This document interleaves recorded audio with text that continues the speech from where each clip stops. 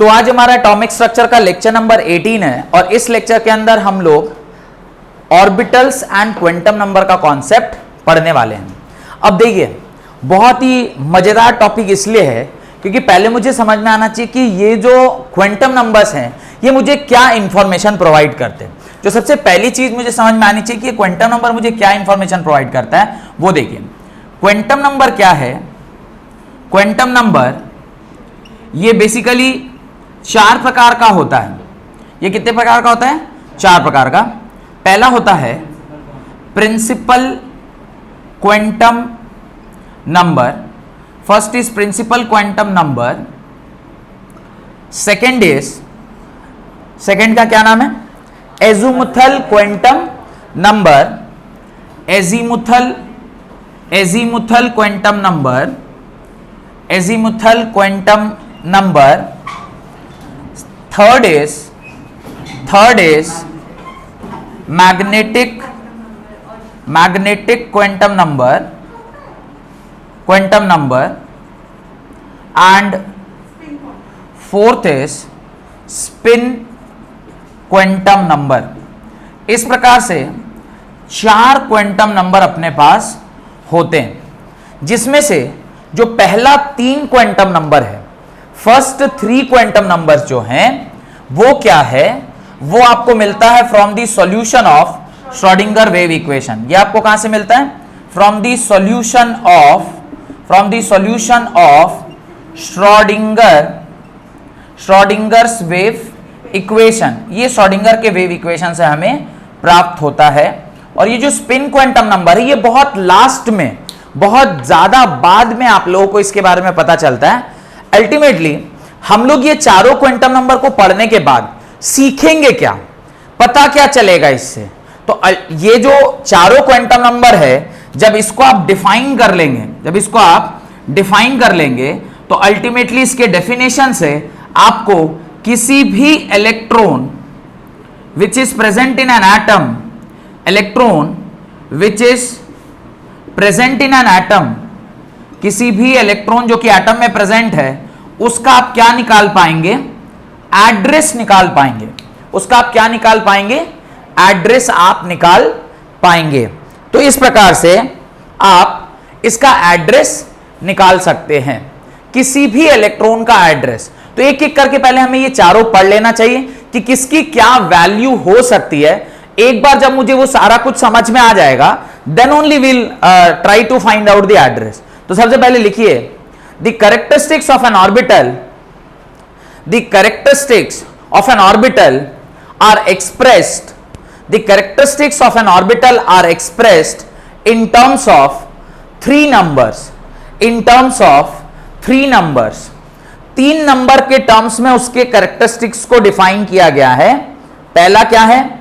First is principal quantum number, second is azimuthal quantum number and third is magnetic quantum number. और तीनों quantum number को जो आप denote करते हैं, डिनोशन मींस किस चीज से इसे दिखाया जाता है, तो प्रिंसिपल क्वांटम नंबर n से डिनोट किया जाता है, एजीमुथल क्वांटम नंबर l से डिनोट किया जाता है, मैग्नेटिक क्वांटम नंबर m से, और स्पिन क्वांटम नंबर को आप s से डिनोट करते हैं। तो इस प्रकार से आप चारों नंबर को क्या करते हैं? डिनोट करते हैं। यह बात सबसे पहली जो आपको समझ में आनी चाहिए।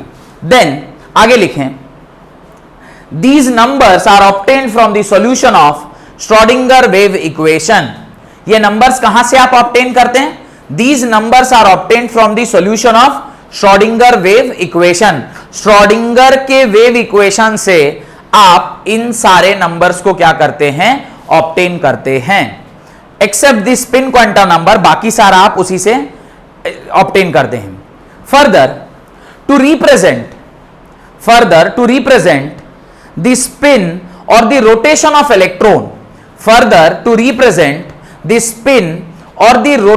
electron, आप स्पिन या रोटेशन ऑफ द इलेक्ट्रॉन को रिप्रेजेंट करने के लिए, जैसा कि मैंने आपसे पहले कभी कहा होगा कि किसी भी एटम के अंदर जो आपका इलेक्ट्रॉन है, सपोज करिए आपका सेल है, इस सेल के अंदर जो आपका इलेक्ट्रॉन है suppose this is one electron and this is another electron, ये इलेक्ट्रॉन अगर इस प्रकार से एंटी क्लॉकवाइज घूम रहा है तो दूसरा जो इलेक्ट्रॉन है वो इस प्रकार से क्या घूमता है, क्लॉकवाइज घूमता है। एक का स्पिन अगर आप पॉजिटिव डालते हैं तो दूसरे का स्पिन आपको क्या डालना होगा, नेगेटिव। अब ये जरूरी नहीं है कि भाई आप इसी को ऊपर रखिए इसको नीचे रखिए, कुछ भी हो सकता है, पर एक को अगर आप ऊपर का स्पिन दे रहे हैं तो दूसरे को आपको नीचे का स्पिन देना पड़ेगा। ये दोनों अपोजिट स्पिन के होते हैं, ये बात आपको समझ में आनी चाहिए कि दोनों जो इलेक्ट्रॉन्स होते हैं वो अपोजिट स्पिन में नाचते हैं। तो ये जो चौथा क्वांटम नंबर है वो इसी स्पिन को दर्शाने के लिए स्पिन क्वांटम नंबर का कॉन्सेप्ट वहां पे हमने यूज किया है। तो लिखें, टू रिप्रेजेंट द स्पिन या rotation of the electron about its own axis, about its own axis, यहां पर अपने एक्सिस पर जो वो भ्रमण कर रहा है, आपको पता होगा वो अपने एक्सिस पर, जैसे प्लैनेट अपने एक्सिस पर भी रोटेट करता है और सूर्य के चारों तरफ रिवॉल्व भी कर रहा होता है, ठीक उसी प्रकार से ये जो इलेक्ट्रॉन है ये अपने एक्सिस पर भी नाच रहा है और साथ साथ वो क्या कर रहा है, घूम भी रहा है। ट्विन क्या बोलेंगे इसको, एक तरह से इस तरह के कई सारे स्टार्स भी होते हैं जो इस तरह से ट्विन स्टार सिस्टम में एक दूसरे के क्या करते हैं, परिक्रमा लगाते हैं। तो उसी प्रकार से ये भी एक दूसरे के चारों तरफ घूम रहा होता है और आपस में भी अपने आप में क्या कर रहा होता है, रोटेट। पर एक अगर एंटी क्लॉकवाइज रोटेट कर रहा है तो दूसरा क्लॉकवाइज, एक को एंटी क्लॉकवाइज दूसरा क्लॉकवाइज। अगर आप इसको नेगेटिव मान रहे हैं तो ये पॉजिटिव, अगर आप इसको पॉजिटिव मान रहे हैं तो ये नेगेटिव है। इसलिए स्पिन की दो ही वैल्यू होती है, या तो एस, स्पिन क्वांटम नंबर की सिर्फ दो ही वैल्यू होती है,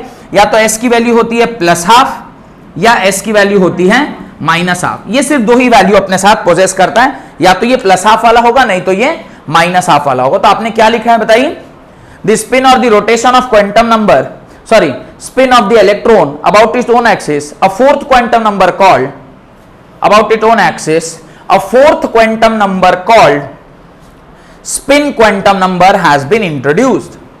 Spin quantum number has been introduced. तो वो spin quantum number एक नया quantum number वहां पे क्या किया गया, इंट्रोड्यूस किया गया। हेडिंग डालें प्रिंसिपल क्वांटम नंबर, हेडिंग डालें प्रिंसिपल क्वांटम नंबर। ये आपका फर्स्ट क्वांटम नंबर है जिसके बारे में आप लोगों को पढ़ना है। प्रिंसिपल क्वांटम नंबर क्या करता है, प्रिंसिपल क्वांटम नंबर डिनोट करता है energy of the shell, size of orbital, हाँ वो भी डिनोट करता है। कई सारी चीजें हैं जो यहां पर वो डिनोट करता है, तो उसमें जो सबसे महत्वपूर्ण चीज है वो यही है कि वो क्या करता है, किसी भी इलेक्ट्रॉन का जो एनर्जी है, बिकॉज n = 1 n = 2, इस प्रकार से आपने पूरा वो टेबल पढ़ा था, सारी वैल्यूज निकाले थे, -13.6 -3.4 -2 ऐसे करके पूरा टेबल। तो वो n = 1 n = 2 जो सारा उसमें दिया गया था वो क्या था, वो एक्चुअली में एनर्जी ऑफ द सेल था। तो लिखें, it is denoted by small n, it is denoted by small n and it determines the size and to a large extent energy of the orbital. It determines the size and to a large extent energy of the orbital. Energy of the orbital को वो क्या करता है, represent करता है, full stop. It is always positive integer, ये हमेशा से क्या रहता है, एक पॉजिटिव इंटीजर ही रहता है। is always a positive integer with the value n is equal to 1, n is equal to 2, n is equal to 3 and so on. इसकी value n is equal to 1, n is equal to 2, n is equal to 3, n is equal to 4 इस प्रकार से रहती है। और मैंने आपको बताया होगा कि मैक्सिमम नंबर ऑफ इलेक्ट्रॉन जो n is equal to 1 पे रह सकता है उसका फॉर्मूला क्या बताया था, उसका फॉर्मूला मैंने बताया था 2n², और मैंने आपसे कैलकुलेट करके भी दिखाया होगा कि जो मैक्सिमम नंबर ऑफ इलेक्ट्रॉन इसमें रह सकते हैं वो किसके बराबर, 2 × 1 का स्क्वायर दैट इज 2 के बराबर, 2 × 2 का स्क्वायर दैट इज 8 के बराबर, 2 × 3 का स्क्वायर दैट इज 18 के बराबर, 2 × 4 का स्क्वायर दैट इज 32 के बराबर, 2 × 5 का स्क्वायर दैट इज 50 के बराबर। और ये डेटा ऐसे ही नीचे की ओर चलता चला जाता है। एक इंपॉर्टेंट नोट करके वहां पे एक बात लिख लीजिएगा, अभी तक के जितने भी नोन एलिमेंट्स पाए गए हैं, अभी तक के जितने भी वो नोन एलिमेंट पाए गए हैं उसमें जो सबसे ज्यादा इलेक्ट्रॉन किसी एलिमेंट के किसी सेल में अगर पाया गया है तो उसकी संख्या 32 है। तो नोट डाल के इस बात को लिखिए, the maximum number of electron that can be kept in a particular orbit kept in a particular orbit, that is principal value of the quantum number, that is principal value of the quantum number is 32 उसे ही हम क्या बोलते हैं, maximum number of electron. ये जो n is equal to 1 है, इसको आप क्या बोलते हैं, फर्स्ट एनर्जी लेवल। इसको आप क्या बोलते हैं, फर्स्ट एनर्जी लेवल। इसको आप क्या बोलते हैं, सेकेंड एनर्जी लेवल। और इसी प्रकार से इसको ऐसे बोला जाता है। इसी को आप फर्स्ट शेल के नाम से भी जानते हैं। This is first shell, this is second shell, और ये इस प्रकार से फिर सेल्स का भी नोमेनक्लेचर इधर से चलता है। और इसी n इज इक्वल टू 1 को आप क्या बोलते हैं, k। This is also called as l, this is m, this is n and so on. तो इस प्रकार से ये एक टेबल आप बनाइए, उसके अगल बगल में इस प्रकार से आप लिख लीजिएगा, this is third energy level, this is fourth energy level. मैं शायद इधर थोड़ा नीचे लिख दिया हूं, आप लोग इसको सही से लिखिएगा। Third energy level, this is fourth energy level, this is, इसी को आप third shell, fourth shell and so on के नाम से जानते हैं। Third shell, fourth shell and so on के नाम से आप जानते हैं। तो ये इसके नंबर ऑफ शेल्स के बारे में भी आपको पता रहता है कि किस प्रकार से हर शेल में इस तरह से एटम्स रहते हैं। नेक्स्ट लिखिए, with the help of this quantum number, इसका क्या काम है, तो उसके बारे में कुछ स्टेटमेंट लिखा है। With the help of this quantum number, with the help of this quantum number, the average distance of the electron from the nucleus, the electron from the nucleus, the average distance of electron from the nucleus can be determined। Shell की संख्या n is equal to 1, n is equal to 2, n is equal to 3, ये जो sales की संख्या है, ये actually में आपको एवरेज डिस्टेंस भी बताता है। Suppose this is your nucleus, तो यहां से जो इसकी दूरी है, दिस इज r1, इसके बाद जो इसकी दूरी होगी उसको आप क्या बोलोगे, r2। फिर मैंने कहा था ना, धीरे धीरे इसकी जो साइज है वो क्या हो जाती है, बड़ी होती जाती है। यहां से जो इसकी वैल्यू होगी वो r3, फिर इस प्रकार से इसके बाद वाला जो ऑर्बिट होगा वो इससे भी दूरी पर आएगा। क्यों मैं ऐसा बड़ा बड़ा बनाता जा रहा हूं, कोई बता सकता है? बिकॉज मैंने आपको डेरिवेशन में बताया होगा, radius is proportional to n square. तो अगर n की संख्या बढ़ेगी तो रेडियस स्क्वायरली बढ़ता है। याद है आपको, डेरिवेशन में मैंने ऐसा बताया था कि अगर n की संख्या बढ़ेगी तो उसका जो वैल्यू है रेडियस का, वो क्या होता है, स्क्वायरली बढ़ता है। तो ये भी एक पॉइंट है जिसको आप, तो उसके नीचे, इस पॉइंट के नीचे आप क्या करिए, ये डायग्राम भी आप अपनी कॉपी में बना लें। ये डायग्राम आप अपनी कॉपी में बनाएं, ठीक है। उसके नीचे आप लिखें, ये डायग्राम बनाने के बाद उसके नीचे आप लिखें, distance of the electron from the nucleus, distance of the electron from the nucleus and energy increases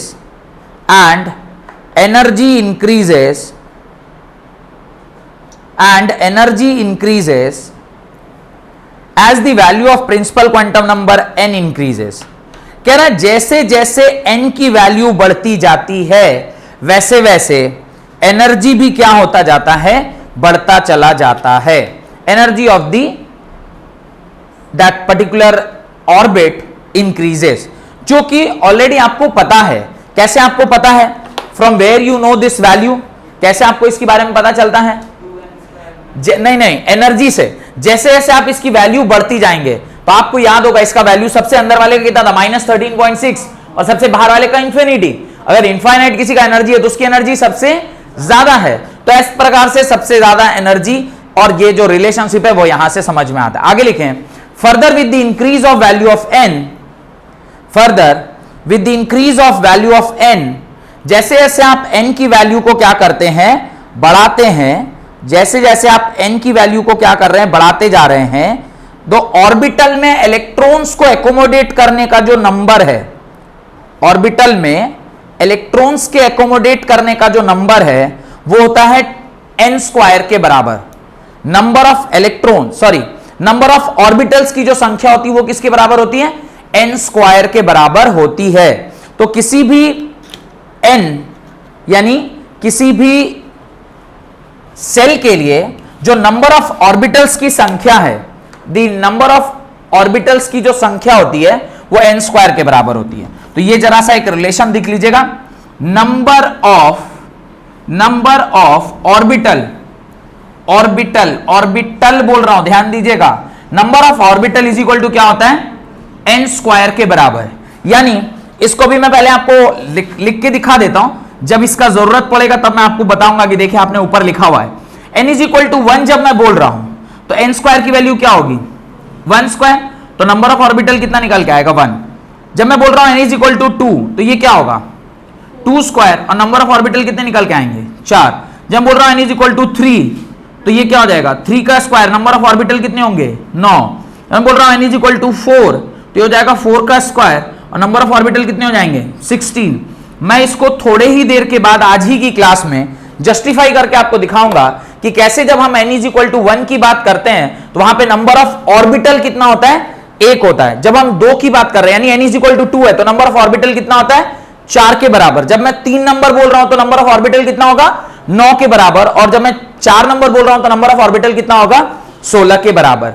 ये ऑर्बिटल्स की संख्या और रिलेशनशिप बिटवीन ऑर्बिटल और नंबर ऑफ इलेक्ट्रॉन, एक ऑर्बिटल में कितने इलेक्ट्रॉन रह सकते हैं मैक्सिमम, मैंने आपसे लिखवाया है। ऑर्बिट और ऑर्बिटल में जो डिफरेंशिएट कराया था तो वहां पे आपने लास्ट पॉइंट यही लिखा था, ऑर्बिट में क्या रह सकते हैं, डिपेंडिंग अपॉन कि कहां का ऑर्बिट है, पर ऑर्बिटल में मैक्सिमम कितने रह सकते हैं, 2 ही इलेक्ट्रॉन रह सकते हैं। तो अगर मैं कह रहा हूं कि नंबर ऑफ ऑर्बिटल 1 है तो नंबर ऑफ इलेक्ट्रॉन्स कितने होंगे, 2 इंटू 1। अच्छा, नंबर ऑफ ऑर्बिटल अगर 4 है तो नंबर ऑफ इलेक्ट्रॉन कितने होंगे, 2 इंटू n स्क्वायर। अच्छा, ये यही तो लिखा हुआ है, n square is the number of orbital, और उसके सामने क्या मल्टीप्लाई किया हुआ है, 2 से मल्टीप्लाई किया तो क्या निकल गया, नंबर ऑफ इलेक्ट्रॉन्स, क्योंकि एक ऑर्बिटल में कितने इलेक्ट्रॉन्स रहते हैं, 2। अभी मैं आपको समझ में आ रहा होगा कि ये कॉन्सेप्ट कहां से आया, ये वाला कॉन्सेप्ट यहां से आया क्योंकि नंबर ऑफ ऑर्बिटल का फॉर्मूला होता है n square. Number of orbital n square होता है, इसको हम लोग जस्टिफाई करेंगे कैसे, जब हम एज़ोमुथल क्वांटम नंबर और मैग्नेटिक क्वांटम नंबर पढ़ लेंगे फिर मैं आपको ये जस्टिफिकेशन करके दिखा दूंगा। तो आप बस ये वाला टेबल, ये छोटा सा जो टेबल मैंने अभी बनाया है जहां पे ये फॉर्मूला है number of orbital is equal to n square, इसको आप डब्बे में बंद कर लीजिएगा और लिख लीजिएगा कि 1 होगा तो नंबर ऑफ ऑर्बिटल 1, 2 होगा तो 4, 3 होगा तो 9 और 4 होगा तो 16। ये इस प्रकार से आप अपनी कॉपी में लिख लीजिए। एग्जाम में क्वेश्चन पूछा जाता है, एग्जाम में क्वेश्चन पूछा जाता है कि नंबर ऑफ ऑर्बिटल कितने, नंबर ऑफ इलेक्ट्रॉन कितने, नंबर ऑफ फलाने ऑर्बिट में कितने ये सब थोड़ा ट्रिकी टाइप का क्वेश्चन उल्टा पुल्टा घुमा के पूछा जाता है। Further with the increase of value of n the number allowed orbital, यही तो बोला, the number of allowed orbital is n square, the number of allowed orbital is n square के बराबर। वो स्टेटमेंट में यही बोल रहा था, शायद मैं बोलते बोलते समझाने लग गया। तो further with the increase in the value of n the number of allowed orbital increases with the given value as n square, तो n स्क्वायर से इसकी वैल्यू बढ़ती है। Next, azimuthal quantum number, heading डालें azimuthal quantum number. What is azimuthal quantum number, azimuthal quantum number आप किसे कहते हैं, तो अभी मैं ये फर्स्ट जो आपने लिखा था क्वांटम नंबर का पहला नाम, उसे मैं पूरा पूरा मिटा रहा हूं। अगर क्वांटम नंबर से कोई सवाल पूछा जाए कि भाई कितने नंबर ऑफ इलेक्ट्रॉन है, निकाल लेंगे, कितने नंबर ऑफ ऑर्बिटल है, निकाल लेंगे, साइज के बारे में बोलेगा, निकाल लेंगे, एनर्जी के बारे में बोलेगा, निकाल लेंगे। ये सारी चीजें अब आपको समझ में आ गई हैं। अब नेक्स्ट जो हमारा काम है वो क्या है, एज़ोमुथल क्वांटम नंबर के बारे में पढ़ना।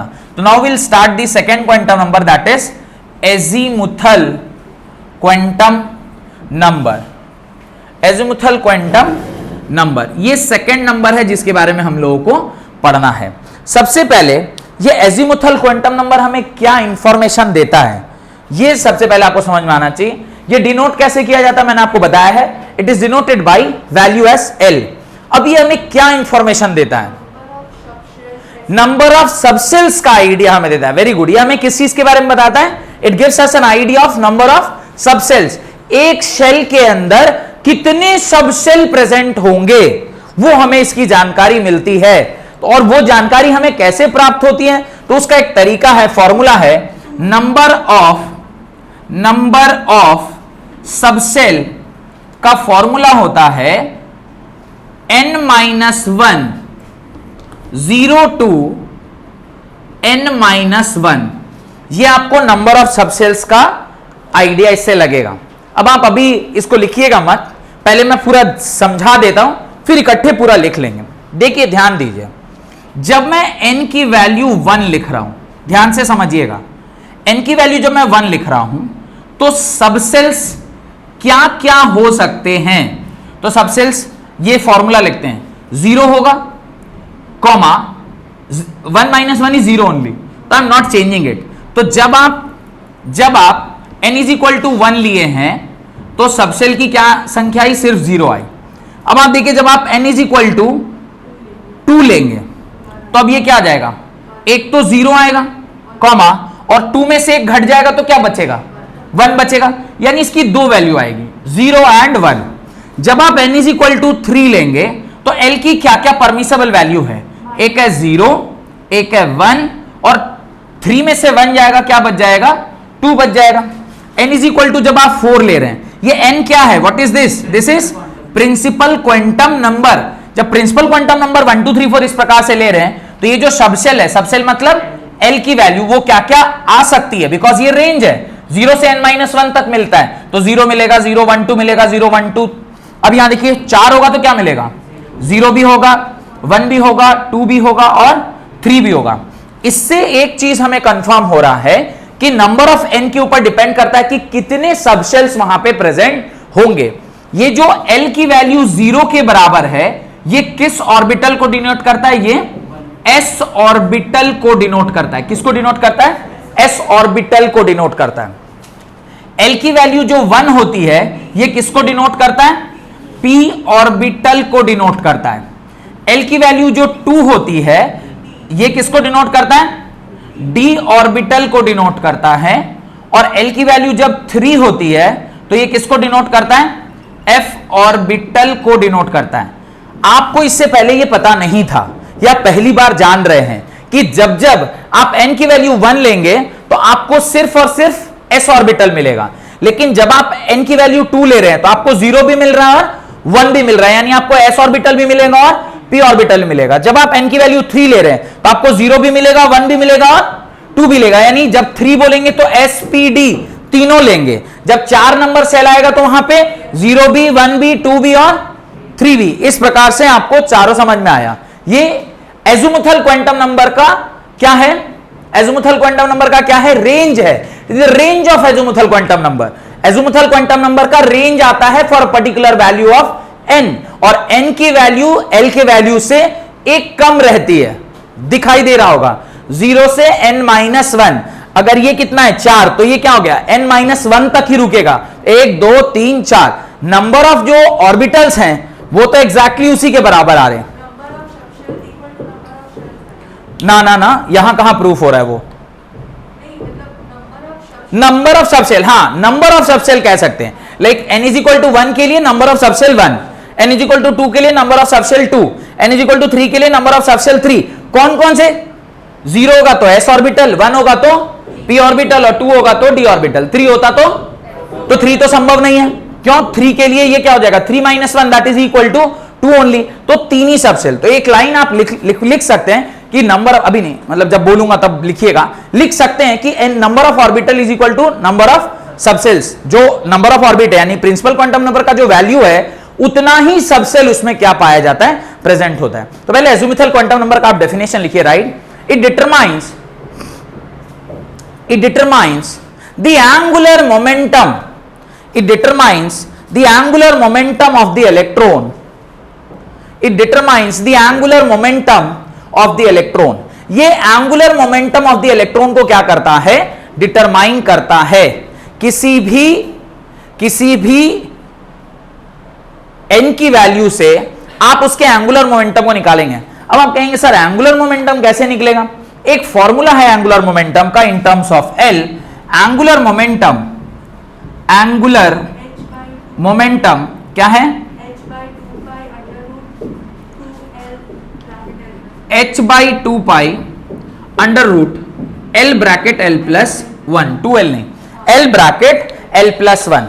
अब as you know the value of l, आप l की वैल्यू यहां पुट कर सकते हैं और जैसे ही आप पुट करेंगे आपको एंगुलर मोमेंटम निकल के आ जाएगा। यही एंगुलर मोमेंटम हमने वहां पर यूज किया था, mvr is equal to nh upon 2 पाई।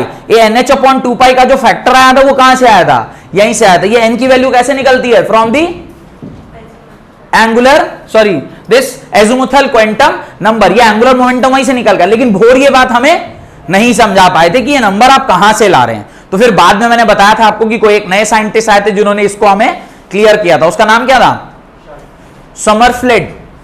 समरफ्लेट नाम का एक मॉडल तैयार किया था। उसमें उसने बताया हाउ जस्टिफाइड इट कि h अपॉन 2 एंगुलर मोमेंटम कैसे हुआ। उसने ऑर्बिटल वो स्ट्रक्चर बना के उसमें r और थीटा के टर्म्स में कंपोनेंट लेके मैंने वो बताया है शायद किसी लेक्चर में। चलिए ठीक है, तो इस प्रकार से आप एंगुलर मोमेंटम निकाल सकते हैं। तो ये उसके नीचे लिख लीजिएगा एंगुलर मोमेंटम का फॉर्मूला, लिखिए electron and is also known as orbital angular momentum and is also known as angular orbital angular momentum और सब्सिडियरी क्वांटम नंबर इसको आप एंगुलर मोमेंटम या ऑर्बिटल एंगुलर मोमेंटम या सब्सिडियरी क्वांटम नंबर के नाम से जानते हैं। Full stop. It shows the 3-dimensional shape of the orbital. It shows the 3-dimensional shape of the orbital. एक ऑर्बिटल किस शेप का है, whether it is spherical shape or it is dumbbelled shape or it is double dumbbelled shape, ये सारी चीजें हमें किससे पता चलती है? एजीमुथल क्वांटम नंबर से ही। बिकॉज जो इलेक्ट्रॉन क्लाउड है वो किस प्रकार से घूम रहा है, उसका जो क्लाउड है वो कैसे कैसे एक जगह से दूसरी जगह जा रहा है, इसकी जानकारी हमें कहां से मिलती है? L की वैल्यू से। और L हमें क्यों ऐसा बता पा रहा है? क्योंकि L is related to angular momentum. Angular momentum क्या होता है? किसी भी इलेक्ट्रॉन में कितना मोमेंटम है। अगर आप मोमेंटम उसका बता देंगे तो आप बता देंगे ना कि वो किस तरीके से मूव कर रहा है, तो आप उसका वेलोसिटी और पोजीशन बता सकते हैं। एक जगह पर नहीं बता सकते, पर अलग अलग स्थान पर तो आप पता कर सकते हैं। तो इस प्रकार से एजीमुथल क्वांटम नंबर आपको हेल्प करता है। The range of azimuthal quantum number is the range of azimuthal quantum number is 0 to n-1, 0 to n-1।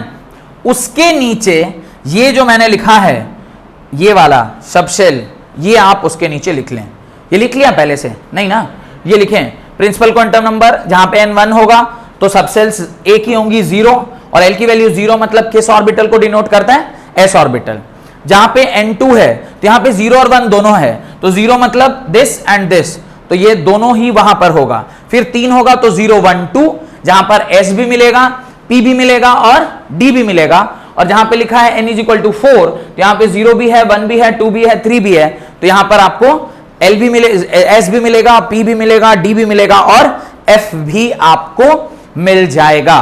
तो इस प्रकार से ये आपको एक आइडिया लग गया कि किस तरीके से आप किसी भी n इज इक्वल टू 1 2 3 4 के लिए l की वैल्यू आप कैसे निकाल सकते हैं। और इन्हीं l की वैल्यूज को हम क्या बोलते हैं? सब सेल्स और सब लेवल्स। क्या वर्ड यूज करते हैं? सब सेल्स या सब लेवल्स। तो आप उसमें लिख लें कि ये जो l की वैल्यू है दिस डिनोट्स दी सब सेल और सब लेवल्स। लिखें उसके नीचे in each cell there are one or more, in each cell there are one or more sub cell or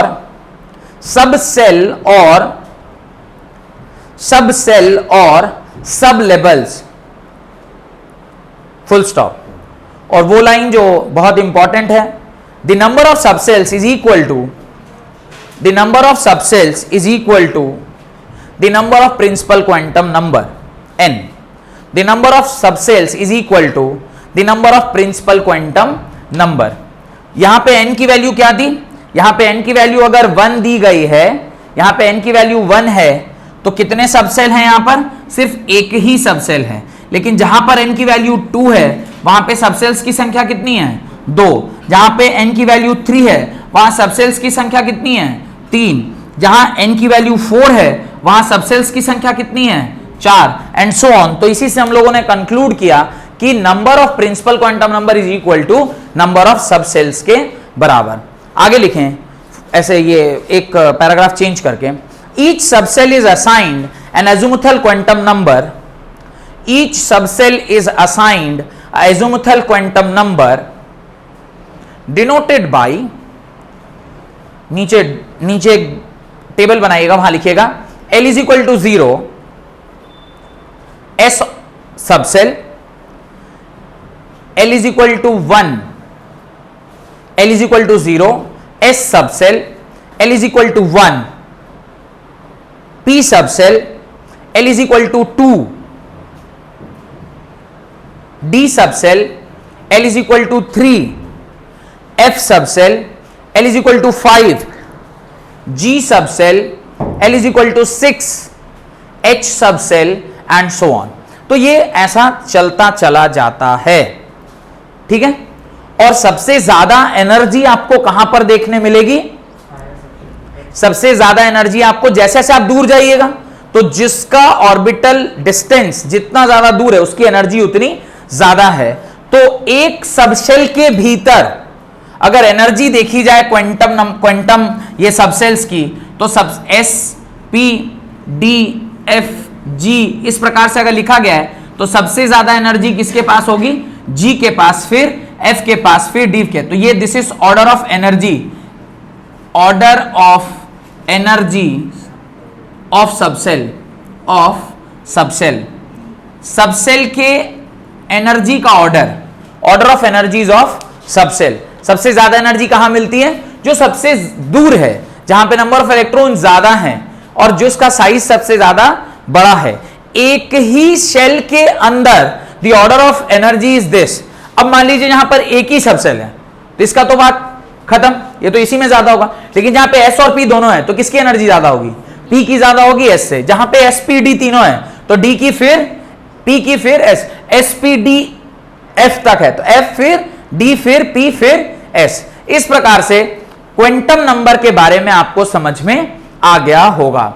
next point लिखिए, नेक्स्ट पॉइंट लिखिए, in the SPDF subcells, in the SPDF subcells, in the SPDF subcells the maximum number of electrons, the maximum number of electrons can be kept are in the, क्या बोला बोलिए तो, in the SPDF subcells the maximum number of electrons that can be kept are 2, 6, 10, 14 etc. तो 2, 6, 10, 14 etc. इस तरह से आप maximum number of electron इसमें पुट कर सकते हैं। अब आप बोलेंगे sir maximum number of electron ये आप कहां से बोलते हैं कि ऐसा हम पुट कर सकते हैं? उसको समझने के लिए आपको नेक्स्ट ऑर्बिटल, ये जो नेक्स्ट क्वांटम नंबर है उसके बारे में समझना जरूरी है। हेडिंग डालिए मैग्नेटिक क्वांटम नंबर। जो हमारा थर्ड क्वांटम नंबर है that is magnetic quantum number. Magnetic quantum number क्या होता है समझते हैं, और उसके बाद एक साथ सारे को मैं एक जगह पर लिख दूंगा तो फिर क्या होगा, कोई दिमाग के अंदर आपके कंफ्यूजन नहीं रह पाएगा। तो थर्ड जो है उसको आप क्या बोलते हैं? Third is magnetic quantum number. Magnetic quantum number. अब देखिए मैग्नेटिक क्वांटम नंबर क्या है, ध्यान से समझिएगा। पहले ये जो मैग्नेटिक क्वांटम नंबर है ये आपको ओरिएंटेशन के बारे में बताता है। This tells you about the orientation of the orbital, orientation of the orbital. और जब ऑर्बिटल का ओरिएंटेशन पता चलेगा तो ये भी पता चल जाएगा कि इलेक्ट्रॉन कहां पर रहता है, क्योंकि उसका ओरिएंटेशन मतलब 3 डायमेंशनल स्पेस में उसका अरेंजमेंट। ओरिएंटेशन मतलब क्या, मैं ऐसे हूं तो ये भी एक ओरिएंटेशन है, मैं ऐसे हूं ये भी एक ओरिएंटेशन है, ये सब अलग अलग ओरिएंटेशन है। कोई सोया हुआ है तो भी एक ओरिएंटेशन है। तो अब ये जो स्लीपिंग ओरिएंटेशन में है, आपको पता ना भाई सोया होगा तो ऐसे हॉरिजॉन्टल होगा, कोई स्टैंडिंग में है तो स्टैंडिंग तो ये ओरिएंटेशन से आपको उसके 3 डायमेंशनल स्पेस में वो कहां है इसके बारे में आपको जानकारी मिल जाती है। तो ये ओरिएंटेशन के बारे में आपको बताता है। अब ये जो मैग्नेटिक क्वांटम नंबर इसे मैं m से डिनोट करता हूं, ये लाई करता है बिटवीन -l से लेकर l के बीच में। ये किसके बीच में लाई करता है? -l से लेकर l के बीच में। अब जरा ध्यान से देखिएगा, जब मैं लिख रहा हूं n = 1 तो l की वैल्यू क्या थी? 0 थी। और अगर l की वैल्यू 0 है तो यहां पर m की वैल्यू भी क्या होगी? 0 ही होगी, क्योंकि 0 to 0 -0 is neither positive nor negative. n = जब मैं लिखता हूं 2 तो l की मेरे पास दो वैल्यू आई थी, l = 0 एंड s = 1। जब l = 0 है तो m की वैल्यू क्या है? 0 ही है। पर जब l = 1 है तो m की वैल्यू क्या है? -1 0 +1। अब जरा ध्यान से देखिए, जब मैं कह रहा हूं n की वैल्यू क्या है? 3 है, तो l की वैल्यू 3 आई थी। आप देखिए 0 भी आई थी, 1 भी आई थी और 2 भी आई थी। अगर l 0 है तो m की वैल्यू क्या हो जाएगी? 0। अगर l 1 है तो m की वैल्यू क्या होगी? -1 to 1, दैट इज -1, 0, 1। और अगर l की वैल्यू 2 है तो -2 से 2 के बीच में, दैट इज -2, -1, 0, 1, +2। ये हो गया। अब जरा n की वैल्यू 4 चेक करिए। n की वैल्यू जब मैं 4 बोल रहा हूं तो इसके लिए क्या क्या वैल्यू आई थी? 0 भी आई थी, 1 भी आई थी एंड सो ऑन। मैं n = 4 जो है ना उसको ऊपर ले जा रहा हूं। मुझे पूरा विश्वास है ये दिख नहीं रहा होगा स्क्रीन में, तो ये मिटा दो। ये तो नाम है ना इसके, इसीलिए तो कोई बहुत ज्यादा ये नहीं है, और रेंज रहने देता हूं। अब ध्यान से देखिए, जब मैं बोल रहा हूं n = 4, ये m का रेंज भी मैं यहां लिख देता हूं। m का रेंज होता है -l to l। तो n = 4 बोल रहा हूं तो l की 4 वैल्यू 0, 1, 2, 3। ये तो समझ में आ रहा होगा ये कहां से लाए? ये तो इसके पिछले वाले वैल्यू से लेके आए। अब यहां पे अगर l की वैल्यू 0 है तो यहां m की वैल्यू क्या हो गई? 0। यहां m की वैल्यू क्या हो जाएगी? -1 0 1। यहां m की वैल्यू क्या हो जाएगी? -2 -1 0 +1 +2। और यहां m की वैल्यू क्या हो जाएगी? -3 -2 -1 0 1 2 3। यहां तक मेरे ख्याल से आपको कोई डाउट नहीं होना चाहिए। अब अगर आपको यहां तक डाउट नहीं है तो अब हम लोग ना इसको थोड़ा सा समझते हैं। ये खाली वैल्यू जान के क्या करेंगे? वैल्यू से तो कुछ खास हमें मिलने वाला है नहीं। अभी हम लोग समझते हैं कि इसका क्या प्रैक्टिकली क्या मतलब है। अब जरा इस n = 1 को देखिए। n = जब आप 1 को देख रहे हैं तो l की एक ही वैल्यू है, और इस प्रकार m की भी कितनी वैल्यू है? एक वैल्यू। l मतलब s ऑर्बिटल है, और m मतलब एक ही ऑर्बिटल होगा, क्योंकि m ये जो स्पिन क्वांटम नंबर है ये आपको नंबर ऑफ ऑर्बिट का ज्ञान कराता है, कितने ऑर्बिट होंगे। ठीक है, अब n के लिए जरा ध्यान दीजिए। जब मैं n = 2 बोल रहा हूं तो L0 M0 इसके लिए तो s की एक ऑर्बिटल होगी, और N2 L1 m की 3। तो m जैसे ही मैं L1 बोलूं तो ये क्या हो गया? p। और p में कितनी वैल्यूज मिली हैं आपको? 1 2 3। तो इसकी कितनी ऑर्बिटल होंगी? 3 ऑर्बिटल होंगी। अब जरा ध्यान दे देखिए, L = 3 को चेक करिए। L = 3 में 3 आएगा ना, ये s p और d तीनों आएगा। क्यों? L = 0 s, L = 1 p, L = 2 d। अब जरा इसमें देखिए s के कितने होंगे? 1, p के कितने होंगे? 3, और d के कितने होंगे? 1 2 3 4 5। क्यों? क्योंकि एक का वैल्यू होगा -2, एक का होगा -1, एक का 0, एक का +1, एक का +2। तो 5 जगह होगा तब ना उसका 5 को आप वैल्यूज में पुट करिएगा। सिमिलरली जब मैं इसकी बात करूं तो यहां पर भी आपको मिलेगा s p d और f भी मिलेगा। तो s के लिए तो एक ही ऑर्बिटल, p के लिए 3 ऑर्बिटल, d के लिए 5 ऑर्बिटल, और f के लिए 7। 1 2 3 4 5 6 7। तो इसके अंदर आपको कितना मिलेगा? 7 ऑर्बिटल मिलेगा। यही रीजन है कि आप जब किसी भी एलिमेंट का कॉन्फ़िगरेशन अब नए वाले सिस्टम से लिखते हैं, वहां पे आप लिखते हैं 1s2 2s2 2p6। 2p6 क्यों लिखा? क्योंकि सेकंड में p है। अच्छा, 1p क्यों नहीं लिख रहे हैं? क्योंकि 1 में p की संभावना ही नहीं है, तो इसलिए आप 1 नहीं लिख रहे हैं। अब ये अच्छा, इसको मैं यहां 1s भी लिख सकता था ना, क्योंकि ये 1 का s है इसलिए 1s, ये 2 का s है इसलिए 2s, इसको 2 का p, इसको 3 का S, 3 का P, 3 का D, और इसको 4 का S, 4 का P, 4 का D और 4 का F, ऐसे लिख सकते थे।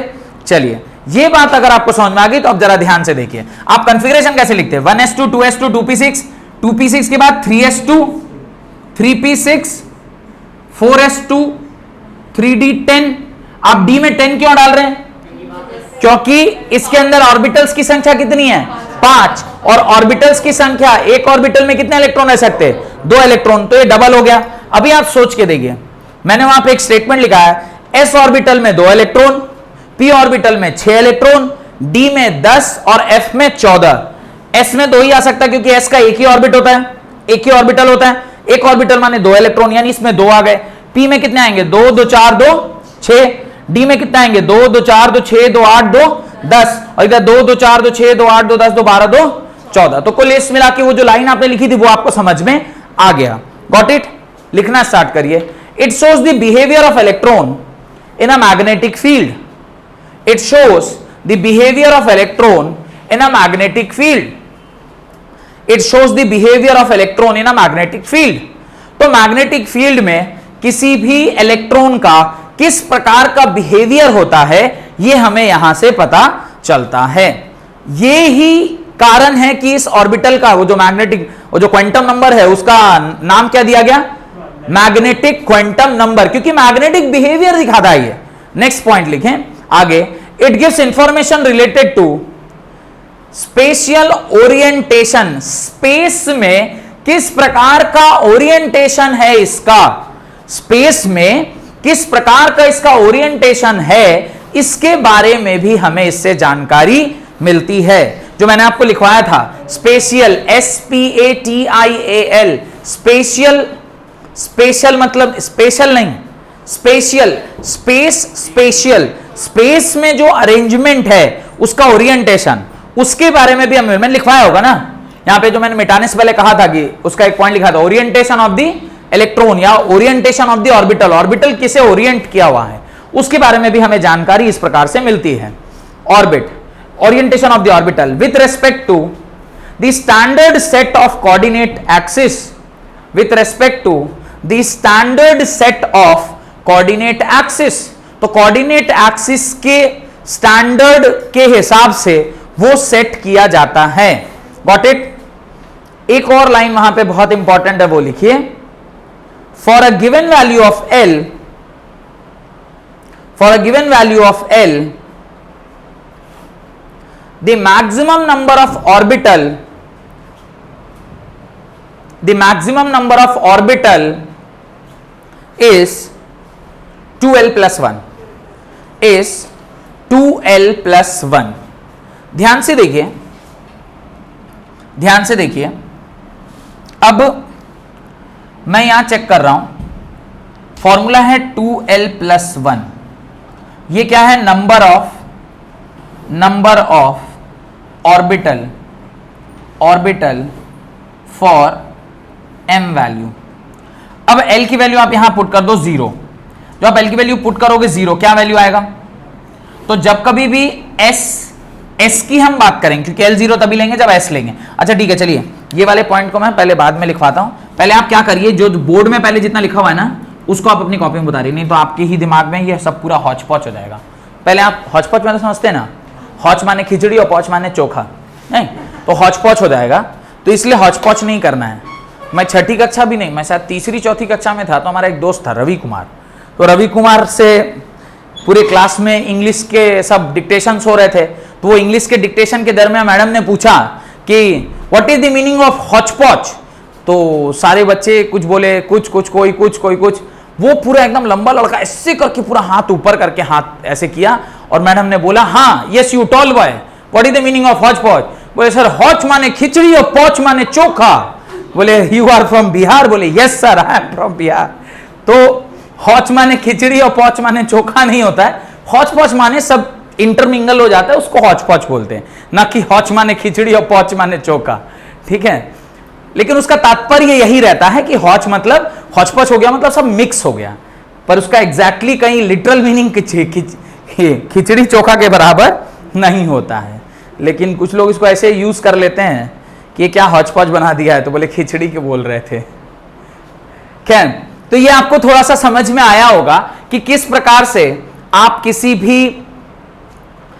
भी एन वैल्यू के लिए कैसे आप एम और एम वैल्यू कैलकुलेट करते हैं। फॉर्मूला होता जा रहा है, धीरे धीरे बढ़ता जा रहा है, ध्यान रखना है। एम की वैल्यू का रेंज होता है -L to L, एल की वैल्यू का रेंज होता है 0 to 2n-1, और n तो n ही है। तो ये थोड़ा फॉर्मूला ध्यान रखना है। मैक्सिमम नंबर ऑफ ऑर्बिटल होते हैं n² के बराबर, मैक्सिमम नंबर ऑफ इलेक्ट्रॉन होता है 2n² के बराबर।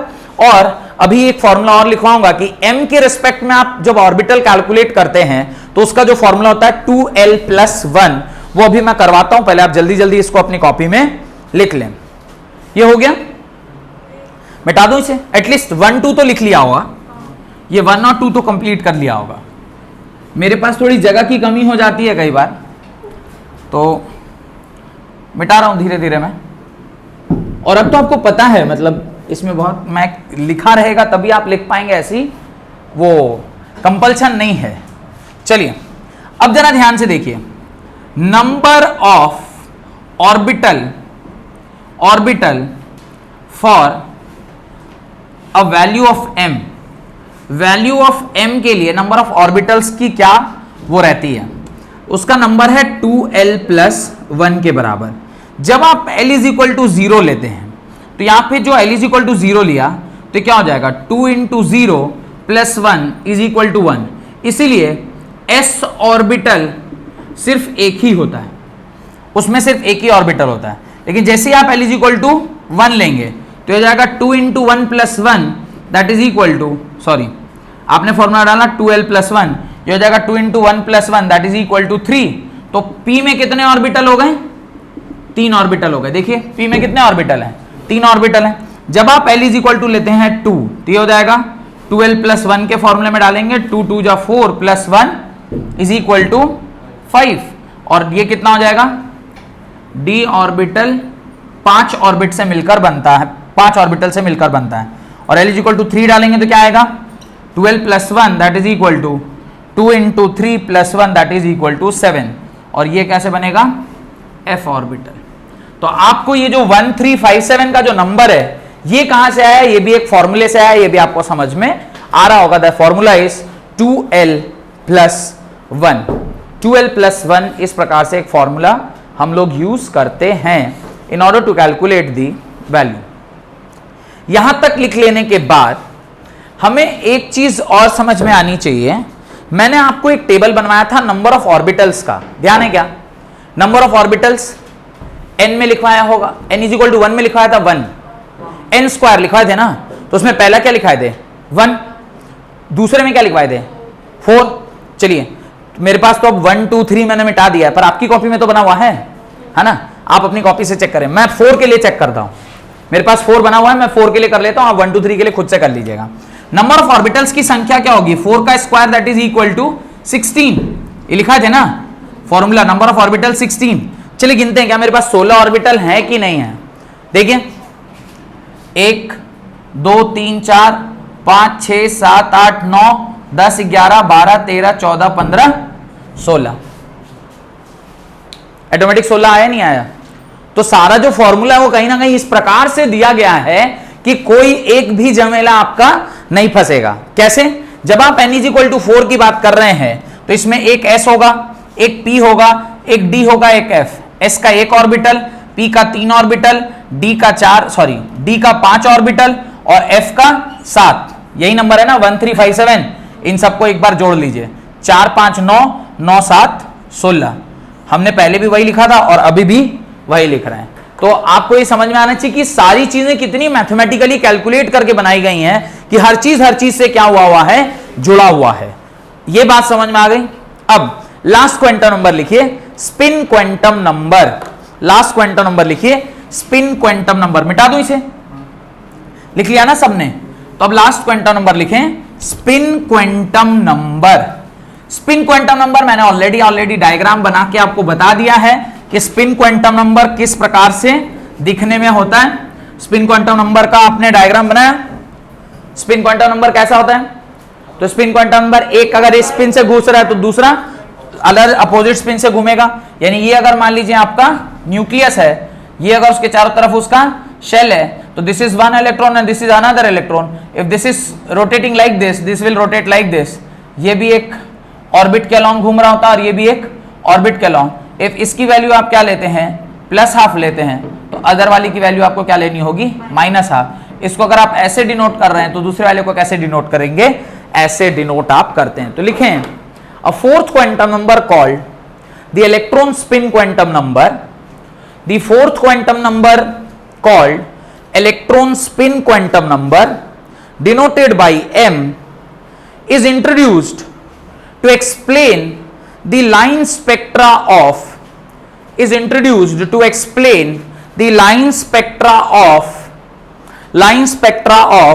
multi electron atom. An electron has the earth spin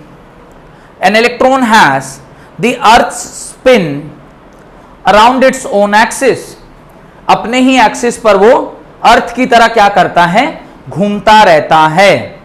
Thus has intrinsic spin angular quantum number and has intrinsic spin angular quantum number which is a vector quantity and thus has intrinsic spin angular quantum number.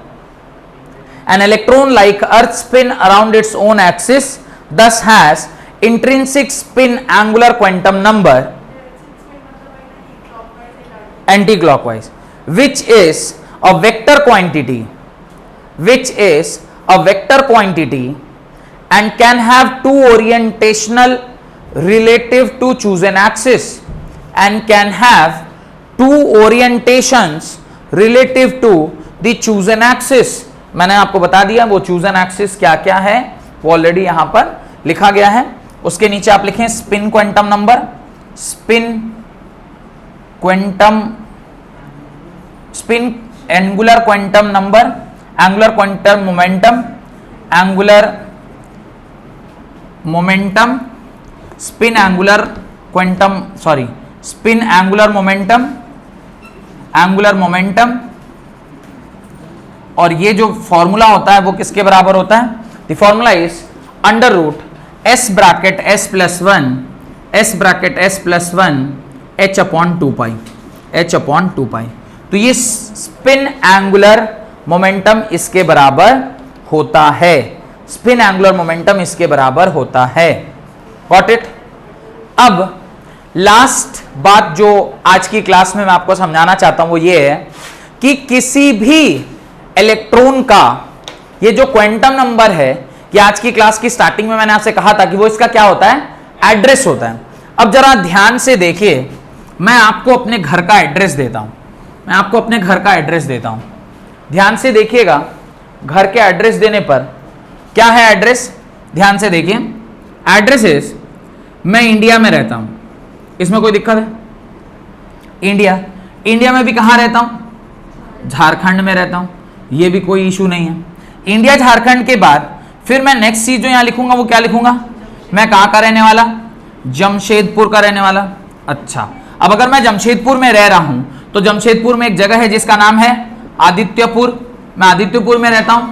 वहां पर एक colony में रहूंगा, जो भी colony है, suppose करिए कुछ एक कॉलोनी है, मैं उस कॉलोनी में रह रहा हूं। उस कॉलोनी में जहां कहीं भी मैं रहता हूं वहां पर उसका एक अपना घर का एड्रेस होगा, कुछ घर का नंबर होगा। सपोज करिए 35C/126 इस तरह का कुछ एक नंबर है, और उसके बगल में एक और नाम लिखा रहता है, ऐसे समझ करिए रास्पबेरी, ऐसे कुछ लिखा है, ऐसे रास्पबेरी टाइप का कुछ एक घर का टाइप हो सकता है।